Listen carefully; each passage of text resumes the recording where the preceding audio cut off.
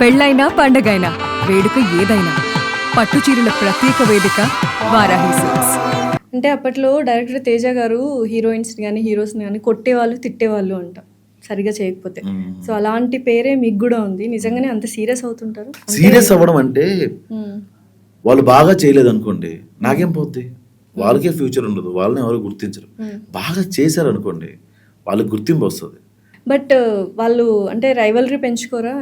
అసలు వెనకాల వెళ్ళి తిట్టుకోవడం కానీ ఇలా చేయరా ఆర్టిస్టులు? అయ్యో, మీరు తమ్నైల్స్ ఇప్పుడు చూడలేదా? మీరు ఇలా టైప్ చేస్తే ప్రసాద్ బేరా అంటే ఫస్ట్ రైవలరీ వీడియోసే వస్తాయి. మన మీడియా పెట్టిన వీడియోస్ చాలా ఎక్కువ వస్తాయి. పెంచుకుంటారండి, కొందరు అర్థం చేసుకుంటారా, మన కోసమే తిడుతున్నాడు రా, మన కోసమే చెప్తున్నాడు రా, వాడికి ఏంటి అవసరం నాకు ఇంత పెద్ద క్యారెక్టర్ ఇవ్వడానికి. నా సిరీస్లో నాకెంత ఇంపార్టెన్స్ ఉంటుందో నాతో పాటు ఉన్న యాక్టర్స్ అందరికీ అంతే ఇంపార్టెన్స్ ఉంటుంది. అందరికీ స్టోరీస్ ఉంటాయి. ఇప్పుడు రెడ్డి గారు అనే క్యారెక్టర్ కానీ, అతను రత్నబాబుగా చేసినప్పుడు క్యారెక్టర్ కానీ, నాగబాబు అనే క్యారెక్టర్ కానీ, ఇవన్నీ కూడా వాళ్ళు త్రూ అవుట్ ఉంటారు. వాళ్ళందరికీ ఒక స్టోరీ ఉంటుంది, ఒక ఫ్యామిలీ ఉంటుంది. ఎవడిస్తారు అంతా? ఎవడు. ఇప్పుడు జంజాల గారు లేకపోతే పాత సినిమాల్లో అందరికి ఒక స్టోరీ ఉండేది. ఇప్పుడు అవి లేవు. హీరో పక్కన కమెడియన్, హీరో ఏదో ప్రాబ్లంకి వెళ్తాడు, కమెడియన్ కొంతవరకు సపోర్ట్ చేస్తాడు, అక్కడ నుంచి విలన్కి వెళ్ళిపోతుంది, ఇలా రన్ అవుతుంది తప్ప అందరికీ ఈక్వల్గా ఇంపార్టెన్స్ ఉండదు. సో నా దాంట్లో అది ఉంటుంది. అలా అంత ఛాన్స్ ఇస్తున్నప్పుడు వాళ్ళు ఖచ్చితంగా వినాలి కదండి. లేదు విన్నా అంటే వెళ్ళిపోవచ్చు హ్యాపీగా, నో ఇష్యూ.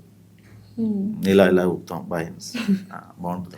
కొంచెం వెటకారం ఎక్కువ బాగా. అంటే లైఫ్లో కొన్ని చూసిన తర్వాత కోపం ఎక్కువ అయిపోయిన తర్వాత ఆ తర్వాత వచ్చేది వెటకారం ఆపుకొని పంటి కింద అయిపోద్ది కొన్నిసార్లు. అయితే పెళ్లివారం అండి కావచ్చు, దానికి ముందు మావిడాకులు కావచ్చు, లెంతీగా ఉండేవి ఎపిసోడ్స్ ఇవన్నీ. ఇప్పుడు నెక్స్ట్ తర్వాత వచ్చినవన్నీ చాలా షార్ట్ అండ్ స్వీట్గా కట్ అయిపోతూ ఉన్నాయి. ఏంటి అసలు? లెంతీ కదా, లాగ్ ఉండేవి. లాగ్ ఏం లేవు అంటే ప్రతి ఒక్క మావిడాకులు 15 నిమిషాలే, పెళ్లివారం అంటే 18 నిమిషాలే, ఇప్పుడు చేస్తున్నాం 20 నిమిషాలు. బట్ బోల్డ్ అన్ని ఎపిసోడ్స్ ఉండేవి కదా. అవును, ఇక్కడ ఎపిసోడ్స్ తక్కువ ఉన్నాయి. దానికి కారణం ఏంటంటే ప్రతిదీ 10 ఎపిసోడ్లతో ఎండ్ చేద్దాం అనుకుంటాం మేము, కానీ బ్రాండ్ ఇన్స్ట్రక్షన్ బట్టి కొంచెం చేయాల్సి వస్తుంది. ఓకే.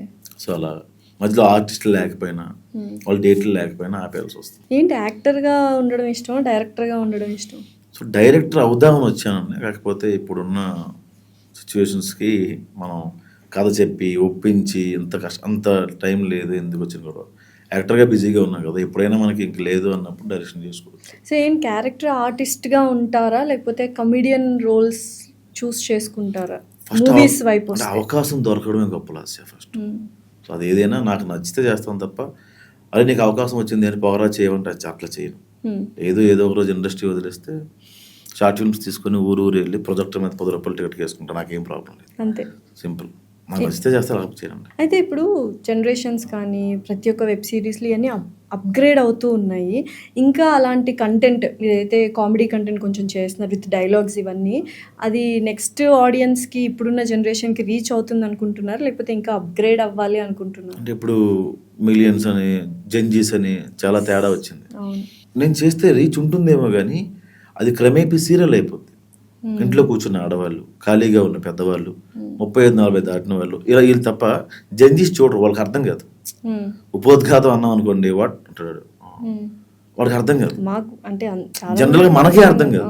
ఇప్పుడు రెడ్డి గారు ఏంటంటే మీ ఉపోద్ఘాతం అని చాలా సందర్భాల్లో నేను పాత తెలుగు రూటెడ్ డైలాగ్స్ వాడా. ఇప్పుడున్న వాళ్ళకి రమారమిగా కొంచెం అర్థం అవుతుంది, జెన్జీస్ కంప్లీట్గా అర్థం కాదు. అప్పుడు నాది అయిపోయినట్టు జనరేషన్ అయిపోయింది. అప్గ్రేడ్ అవ్వాలి కదా, అంటే అలా ఆ థాట్ ప్రాసెస్ క్రియేటివ్గా అలా చేస్తేనే కదా నెక్స్ట్. అంటే యూట్యూబ్ వరకు అంత స్ట్రెయిన్ పెట్టడం ఎందుకు? ఇప్పుడు ఏదైనా ఒక పోలీస్ మూవీ తీస్తున్నాం అనుకోండి, ఆ డిపార్ట్మెంట్ టెర్మినాలజీస్ మనకు తెలియాలి. ఒక సాఫ్ట్వేర్స్ మూవీ తీస్తున్నాం అనుకోండి, దాని టెర్మినాలజీస్ మనకు తెలియాలి. దానికోసం చాలా చాలా తిరుగుతాం, చాలా చదువుతాం, చాలా నేర్చుకుంటాం. కానీ యూట్యూబ్కి అంత కష్టపడాల్సిన పని లేదు. ఇప్పుడు మొత్తం యూట్యూబ్లో చూపించేస్తే సినిమాలో ఏం చూపించడం ఏముంటుందండి. ఇన్స్టాగ్రామ్లో చూపిస్తారు మొత్తం, సినిమాలో ఏముంటుంది. అసలు ఏం చేస్తున్నారు? ఒక్కసారి ఇలా వీడియో పెట్టగానే మిలియన్స్ దాటేస్తుంది వన్ డేకే. ఇప్పటికీ అదే హవా ఏంటి? What is the reason? ఎక్కడో ఎవరో కనెక్ట్ అవుతారండి. అది అసలు నన్ను కూడా వాళ్ళు ఓన్ చేసుకోవడం వాళ్ళు